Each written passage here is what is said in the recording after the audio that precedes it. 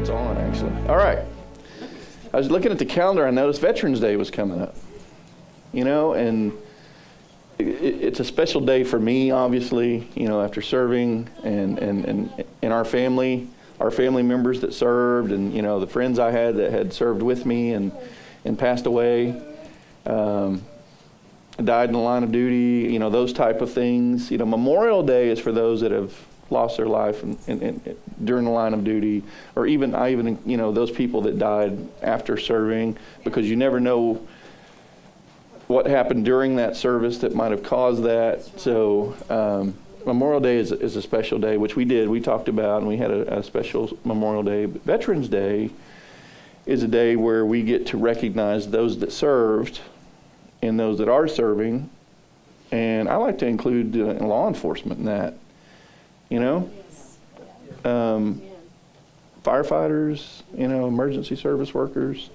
And I know it's just for military in a lot of places, but I'm just sharing my personal thoughts with you, just because after being in law enforcement, and you know, the Rafteries were in law enforcement, both of those guys, and they can tell you the same things, some of the same stories we talk about. It's, you know, even though different times and different places, same stories.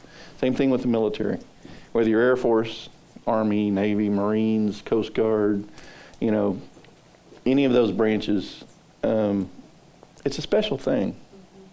It really is. How many of you have ever heard that the military serves good food? Have you ever heard that? No. There's a reason for that. I mean, how many of you ever heard that the military has the best pillows and beds? There's a reason for that.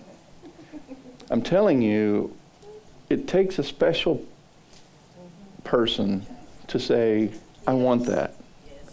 I want to do that. I want to do that for a few years. Now, when I say special, I don't mean necessarily smart. I'm just saying, like me, when I joined the military, I knew I didn't have enough money for college. I knew that I was going to, if I went straight to college, I could have gotten college. I could have done that. I could have figured out a way to get in, absolutely. But I knew if I did that, it wouldn't be there to be studying. You know what I mean? I wasn't ready for that, just to be honest. And so when I joined the military, he goes, hey, we'll pay for your college. We'll pay for this. And you know what? I wasn't a sucker. I knew what they were saying. I knew what they were doing, and I wanted to do it. I wanted to jump out of airplanes. I wanted to shoot guns. I wanted to get in those armored vehicles and do some things. They show you the neat videos you can do, you know. You just join up, you can do this, you know. And I wanted to do it. So I can't say I was tricked or deceived or anything like that. I have, hey, what's up, brother? Good to see you, man. Nice to see you. So I wasn't tricked. I wanted to do that, and I did. I really didn't think far enough ahead to think, you know what, we might actually go to war. We might have some conflicts where we need to actually do that. But I did know, in the back of my mind, I knew that I wanted to defend our country. And that's just always been in me my whole life. I knew I wanted to do that. My brothers served. My dad served. My grandfather served. My great-great-grandfather served. My uncles served. My whole family, I mean, we traced it all the way back to, I mean, we still haven't stopped tracing it back. You know, Colonel in the Revolutionary War, and just keeps going and going back in Scotland. So I know that that's a God thing. And it really is, and that's what we're going to talk about a little today is, you know, Veterans Day originally was called Armistice Day because it was the day that the war to end all wars ended. The 11th month, the 11th day, the 11th hour, and that's when it was signed, and it ended all the loss of life. The guns fell silent on November 11th at 11. What year? 1918, right? How long ago was that? 103 years ago? Something like that. So, then World War II came along. So the war to end all wars, guess what? Wasn't the war to end all wars. So then they had to change the name when that ended to Veterans Day. Armistice Day officially became Veterans Day. So, I didn't remember many sermons growing up had to do with Veterans Day. I mean, you know, Christmas, Thanksgiving, Easter, you know, stuff like that. I remember thinking, there's really not a lot I've heard about Veterans Day. And it's such a giving of a person. You give your life. You basically give your family in some instances, right? Right? We got Greg and Ashley here, military families. Your life is military, and whether you know it or not, you're a veteran because you did serve. And I include the wives in that and the spouses in that because they move. They've got to keep something rolling while the other spouse is gone.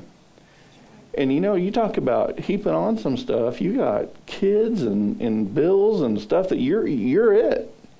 And so that's why it's a teamwork thing. And that's why I always honor the family. It's not just an individual. This individual couldn't do it without my family, basically. It would have been hard. And there are people that do it, the single soldiers and all that stuff. But I'm telling you, it is a sacrifice, no matter who you are. So it seems like Veterans Day came and went, and no one seemed to notice, to be honest with you. I mean, a few people. We live in Oklahoma where we have a very good connection with military and Jesus. And I say that because I've been other places, and they do not have that connection. I mean, as a matter of fact, it's against the law in some areas if you're going to go out and proselytize. If you talk about Jesus on the street in England, guess what? You get arrested. Do you know that? Yeah. You get arrested.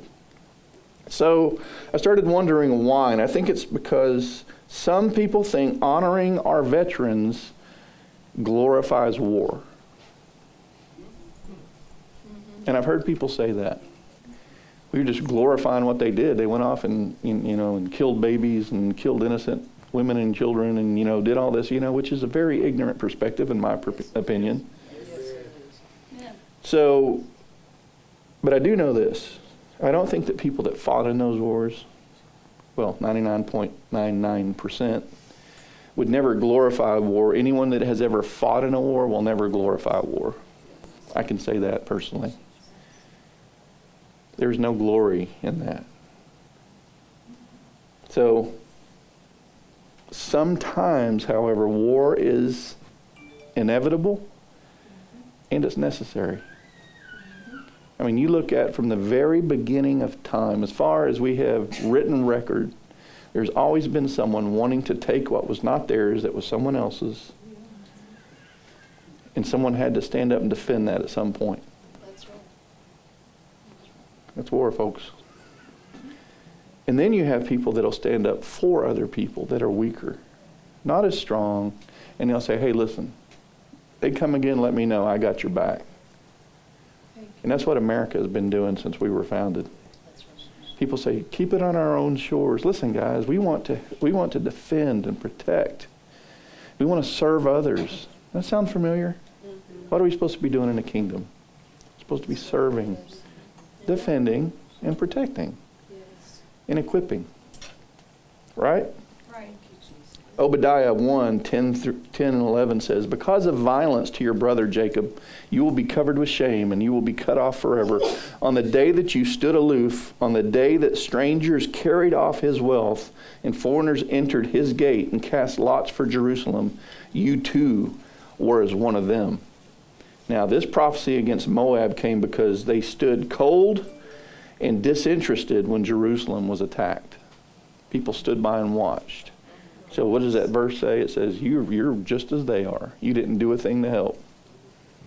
There is such a thing as a just military action. Yes. When I rolled through Saudi Arabia in a Bradley fighting vehicle, and we stopped, and there were nomadic people there. And I'll never forget, one of them brought their little baby, tiny baby, to us, and it was covered in third-degree blisters from chemical weapons that they had used against their own people in Iraq. And they had crossed the border looking for help, and they didn't speak English. We didn't speak whatever language they were speaking. All I knew what to do is treat the baby the best I could, and because we had to keep going. We were moving. We were rolling. And I saw that, and then when I got into Kuwait, first time I got into Kuwait, the first thing I saw, and please bear with me, I'm not trying to tell you anything to hurt your hearts. I'm just telling you what I experienced was a crane that the Iraqi army had set up, and there was a pregnant lady that they hung from that and had cut the baby out of her. And just let it hang. And I'm thinking, Lord, this is evil. This is evil to its core. That is why we're here. I don't care about the oil. I don't care about all that. I was there to do what I could do to help those people. Yes. And that's what, it's God hears our heart, right? People talking about their wallets, talking about how much money we can make in the oil reserves, if we could just own that. No, it's not that. I mean, God hears our heart. There were many, many men and women there because they wanted to help. That's right. Yes. And that's what I served for. That's why I was in the military. But what comes with war? When we have war, certain things come with war, right? People that plan, people that support, people that supply, and people that fight. And each role is as important as the other. Yes. I don't care if you were sitting at a desk, making sure logistics were in order, so that there's a chain, there's a procedure that all that has to get through. Then we have to get it on the planes, and someone has to fly the planes, and someone has to get those things to where those soldiers on the ground can have bullets and beans. Right? Yeah. You can't fight if you're hungry, if you're starving, if you're sick, if you're malnutrition. You can't fight if your gun doesn't have bullets. The artillery pieces doesn't have artillery. The mortar shells, the mortar tubes don't have shells to fire. So everyone plays an integral role in that. And that's a lot like in the kingdom. Every one of you sitting there is integral to this. Every one of you plays a role in what God is trying to do. Veterans sign up. Military members sign up because they want to be able to help in tough situations, not just the easy times. I do know a lot of people that signed up just for the benefits. And then they found themselves in a wartime situation. And you know what they did? Most of them, almost all of them, they served. And they served well. Some people didn't even want to be in the military. And they got drafted. You know what they did? They served. And they served well. Most of them. Men and women sacrificed their freedom to give to others. And listen guys, I don't ever want to forget that. And I don't want you to forget that. Just because you didn't serve, just because you didn't join the military, doesn't mean anything badly about you. It just means that there's another portion of society that did, and we can say thanks. Yes. We can say, hey, listen, I know that was a sacrifice. Thank you. You know what I mean? I appreciate that. I say that all the time. I don't even think about myself. Honestly, on Veterans Day, I try my best to wake up that day and go and find as many people as I can and say, listen, thanks for what you did. Yes. So it's important. I mean, a lot of people gave up arms, legs. I mean, a lot of people will never be the same after that, physically, mentally, psychologically. Some of them laid down their lives so others can live. We saw a verse, John 15:13, a little while ago. Greater love has no one than this, and one would lay down his life for his friends. And if you really think about that, people don't do that very often. What they'll do is they'll stop and go, oh, I can't do this. I can't. You see something happening. And this is where me as a police officer really put this in perspective. I had to put myself between something bad and something good. And I had to be the shield right there in the middle. And there's people that won't do that. The first thing that goes through them, I can't do this. I've got a family. I've got kids at home. I've got to provide money for my. They start thinking of those things as opposed to that life that could be taken right then. Yes. I can make a difference, and if it requires me to give mine for them, then I'll do it.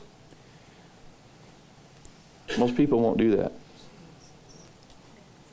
but that's what the Bible says. I believe the Bible. Do you? Absolutely. A lot of people don't ask for medals or parades, because it's not why they're doing it.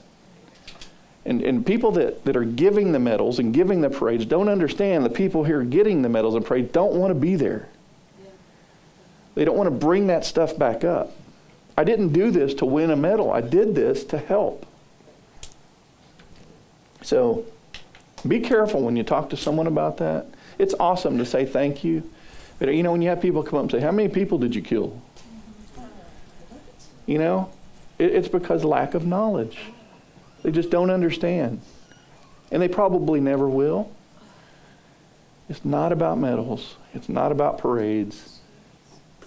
It's about protecting and defending and doing those things that God instilled in us to do. So let's just take some time sometimes and say, just, listen, thank you. We appreciate what you've given up to serve. Thank you. So I just want you to remember, it was the blood of soldiers that bought you the freedom to worship God today. And people will minimize that. They'll say, oh, it's okay, so you were in Gulf War I, so that was for oil. You were in Vietnam, that was for a government ploy to get the rubber plantation there for trees. Right? You were in Korea, that was just for whatever. And they'll always minimize it. Almost every time someone that didn't serve will minimize it.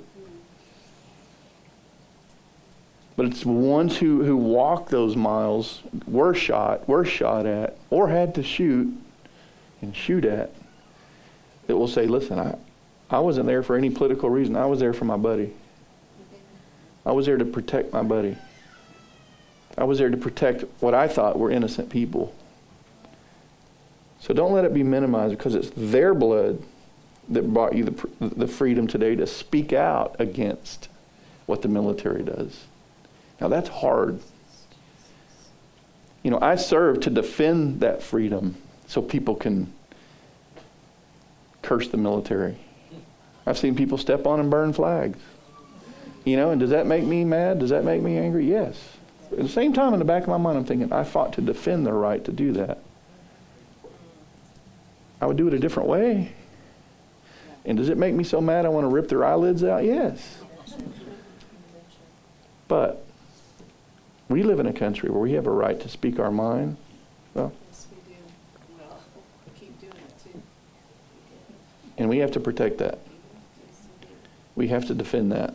And there are a lot of liberties being stripped away slowly.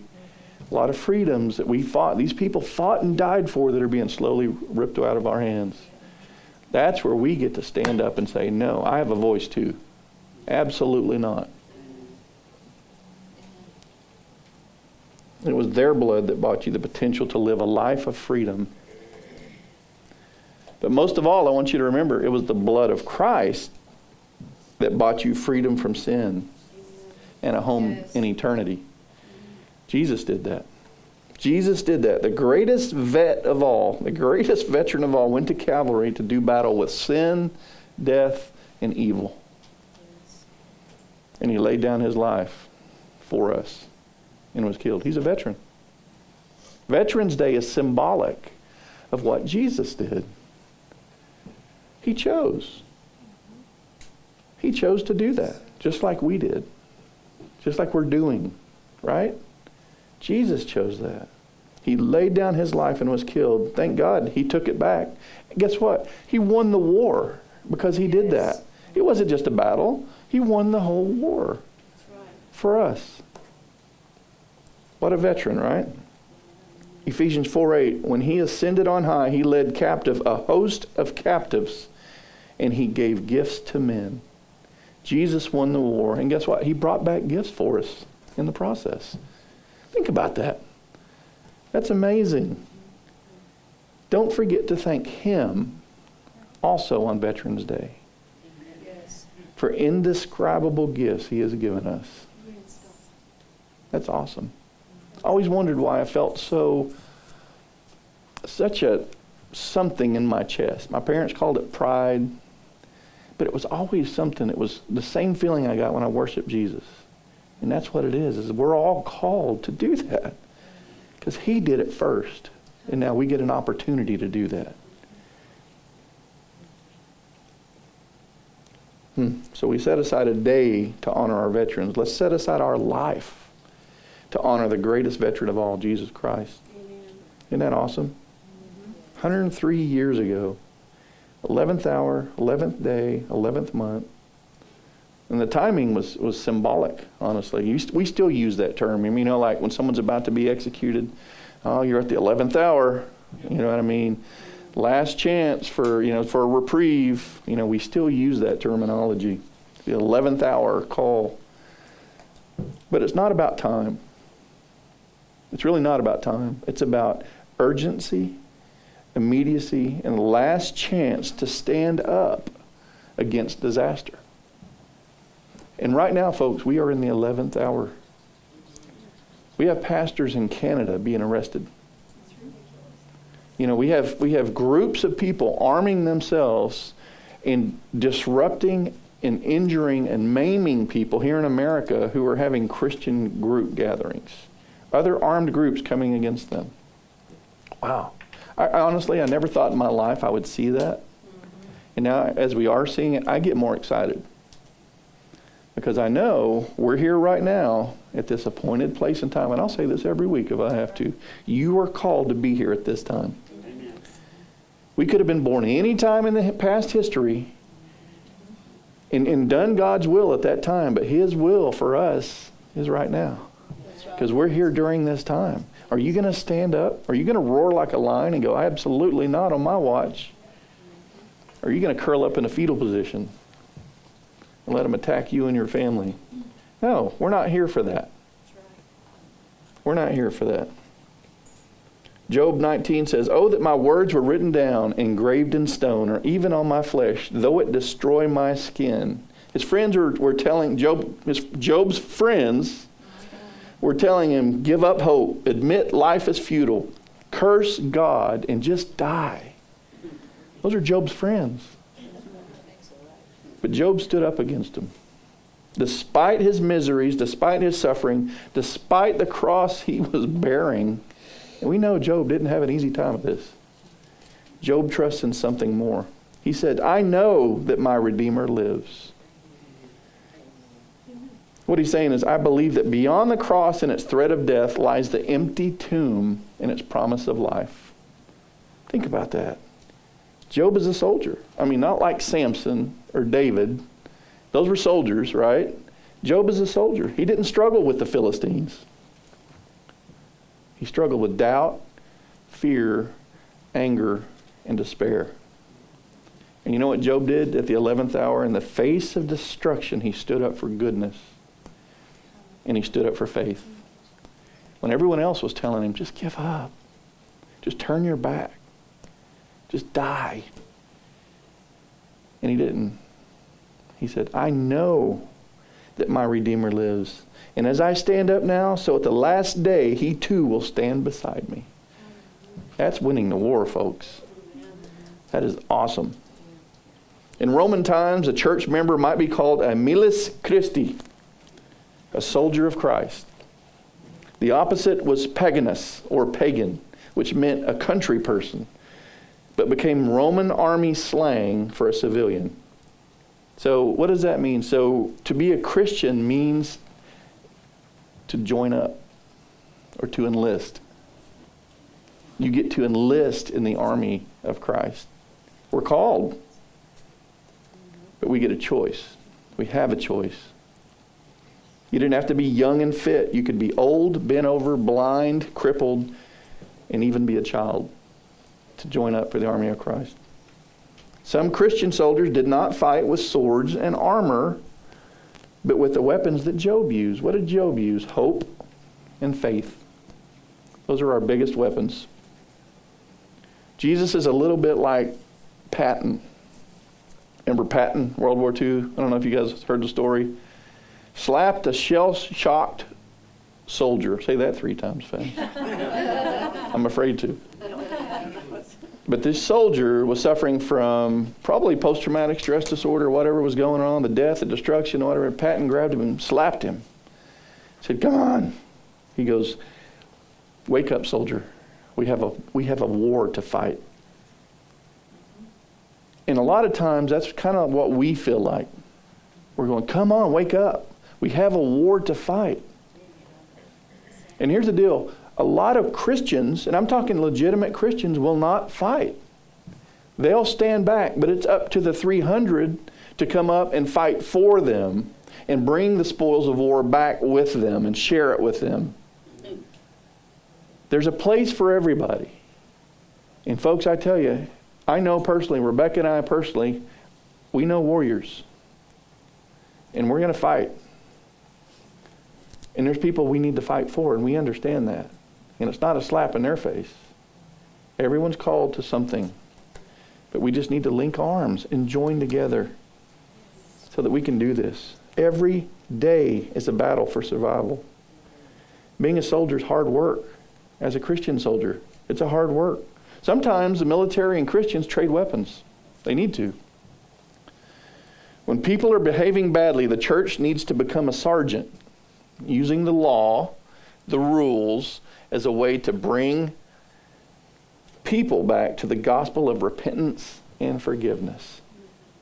Sometimes you have to be tough with people. Doesn't mean that that's the answer. We know Jesus is the answer, but sometimes people will not snap out of it until you say, hey, listen, stop doing that. Amen. You're killing yourself. You're killing your family because of what you're not doing. What you need to do is repent and ask for forgiveness and get to know Jesus. Every answer you have, everything you need is given to you already. It's waiting right there for you to just get to know Jesus and say, yes, Lord. Amen. And sometimes even the toughest soldiers need to break their wartime habits and seek peace. Sometimes people will fight tooth and nail against what is good because they think they're supposed to fight everything. Not every disabled veteran has lost a leg or an arm. Often their injuries and wounds are invisible to our eyes. Yeah, that's true. And I know a lot of those. Save a place for them, though. Even though you don't see wounds, and a lot of people think the only disabled veterans are the ones that were missing legs and arms. And listen, save a place for them in your heart. Because every veteran I know that served has something that wounded them at some point. So it's always nice to just say, hey, listen, thanks. Can I buy you lunch? You want to sit and talk? Offer an opportunity to talk. And you may have to sit through some stories. I mean, that's part of, when you sign up, that's part of what you're issued is good stories later on. Just sit and listen. Sometimes that's the best thing you can do. Even those that are the hardest to love. And some are very hard to love. But just remember this, the same God has saved us all. Whether they're easy to get along with or not. Right? We are a member of the army of God, soldiers of the cross. Isn't that awesome? I enjoy that. The freedoms we enjoy today, the freedom to move from place to place as we wish, which is kind of being stripped away. It's trying to be stripped away. You can't do this without this. Come on. You can't do this without this. You can't keep your job without this. Come on, guys. Just remember that the freedoms we have to elect our own government officials, which we need to be doing. I can't tell you how many Christians I've talked to that voted for Joe Biden. I'm saying it in the pulpit. Say it. Because he wasn't as angry as Donald Trump. Well, my But his platform is against, I'm sorry, I shouldn't say that. It's for eradication of babies. That's right. Where does that mesh with the Bible? Yeah. And I'm sorry if you disagree. I love to have discussions. So you'd rather vote for a platform that murders babies than a platform because someone angry and puts mean tweets. He's a nice man. And that was their reasoning to me. He's angry. Jesus. I'd be angry too. You should be angry. That's right. Anyway, side note. Just remember though, those freedoms for us to vote were bought at a price. Yes, they are. Yes. Every conflict we've ever been involved in had its share of casualties. Every once in a while, here's the deal. I'm going to tell you a couple stories real quick, okay? Every now and then a soldier will do something above and beyond, putting their own life in danger as they protect others, right? And what do they do to those soldiers? They give them what's called the Congressional Medal of Honor. And there's a reason I'm going to share these with you, and I want you to hear this.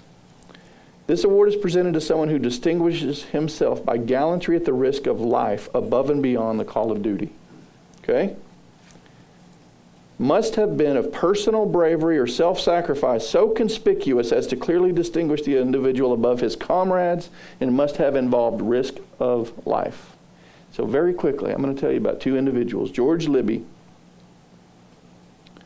July 20th, 1950, near Daejeon, Korea. While breaking through an enemy encirclement, the vehicle in which Sergeant Libby was riding approached an enemy roadblock and encountered devastating fire which disabled the truck, killed or wounded everyone in the truck except Sergeant Libby.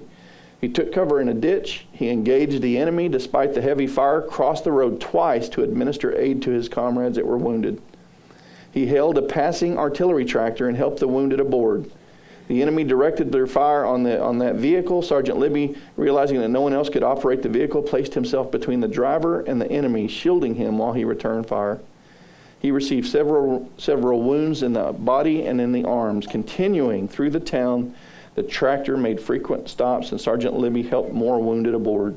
Refusing first aid, he continued to shield the driver and return the fire of the enemy when another roadblock was encountered.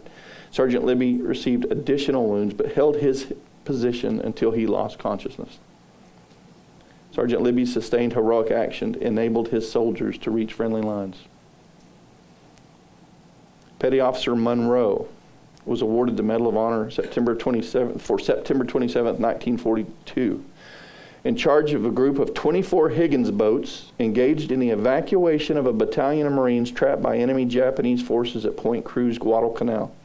After making preliminary plans for the evacuation of nearly 500 beleaguered Marines, Monroe, under constant fire by enemy machine guns, at great risk of his life, led 5 of those boats toward the shore. As he closed on the beach, he signaled the others to land and retrieve those trapped Marines, and so to draw enemy fire and protect the heavily loaded boats, he placed his craft within its two small guns as a shield between the beach and the Japanese. When the task of evacuation was nearly completed, Monroe was instantly killed by enemy fire, but his crew, 2 of whom were wounded, carried on until the last boat had loaded and cleared the beach. By his outstanding leadership, expert planning, and dauntless devotion to duty, he and his comrades undoubtedly saved the lives of many who otherwise would have perished. He gallantly gave his life for his country. That's just 2 stories.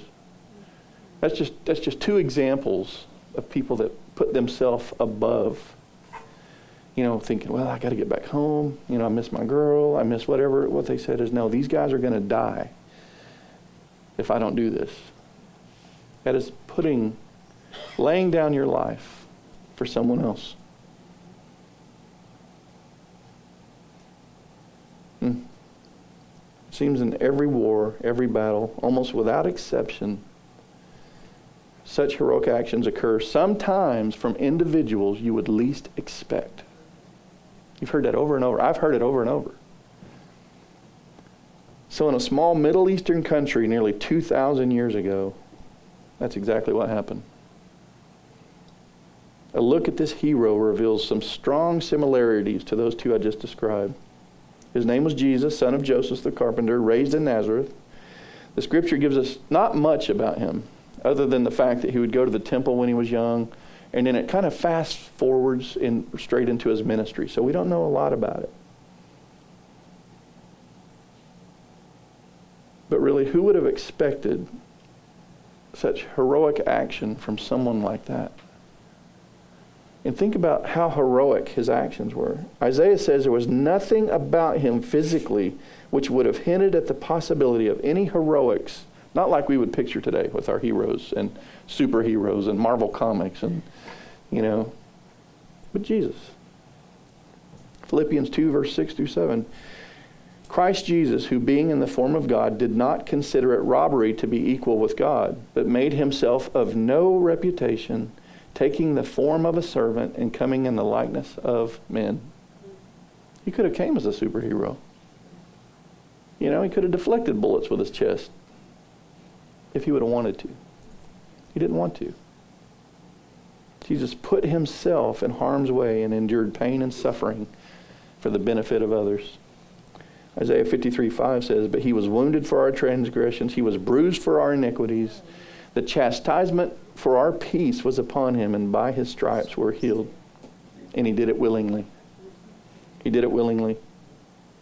Isaiah 53:7 says, he was oppressed and he was afflicted, yet he opened not his mouth.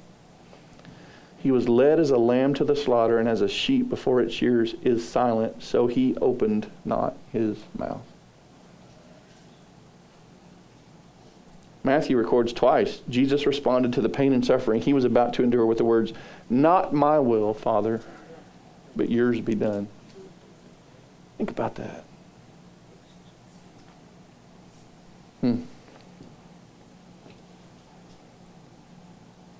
You know, we compare these to the people I was talking about, and it's the same, but here's where it differs right here. The men and the women in the military put their lives in danger for the sake of their fellow soldiers against other human beings. You ask anyone that's been in a foxhole with someone fighting in combat, you fight for each other. I mean, you talk about band of brothers, you talk about the brotherhood, you hear all these words used, and that is, you're fighting to keep each other. You're like, listen, I'm not going without you. We're in this together. And that's how you keep each other going, you keep each other alive. The battle Christ waged was against something far more powerful, far more devastating. The ultimate victory was not taking of some hilltop or some bloody valley or some stretch of land that the government says we need to get that, take it. But it's one that secured our souls over the power of the devil, over the power of sin in our lives, and ultimately the victory over death. Jesus did that. That's what he was fighting for. And the clearest, most dynamic example of how Christ's life and death and resurrection inspired his people is by us gathered here today. We're inspired by him. And we gather to honor him. We gather to sing hymns. We gather to pray together. And we gather to glorify him because of what he did so long ago. But we need to be honest with ourselves and admit that in a world of terrorists, lust, greed, self, where others don't hesitate to give their lives for their cause, we live in that world today, that we will never be totally protected and invulnerable in this world. We have to understand that. We have to admit that. Whoever said that when you become a Christian, everything is fine and perfect, didn't read the Bible. That's right. We have to understand and admit that we live in a world where we're vulnerable. But as Christians, we can be assured that on the spiritual front, it's a different story. Spiritually, we have won this battle. 2 Corinthians 10:3-4 says, for though we walk in the flesh, we do not war according to the flesh. For the weapons of our warfare are not carnal, but mighty in God, pulling down strongholds. Wow. And remember Ephesians 6? I love Ephesians 6, right? The belt of truth, the breastplate of righteousness. Our feet are fitted with the gospel of peace, the shield of faith, the helmet of salvation, and the sword of the Spirit. And that armor right there, combined with steady and regular prayer, guess what? It protects us from the temptations that come our way and preserve us for a life of eternity with him. So we're equipped, right? Or we're being equipped.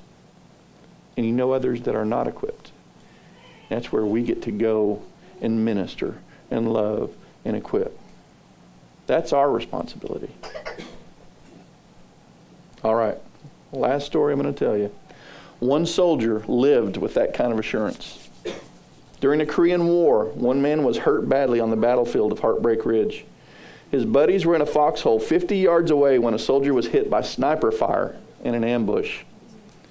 As the fire continued, other soldiers discussed among themselves what to do. But since the sniper fire was so intense, to crawl out and bring back their wounded buddy would mean almost certain death.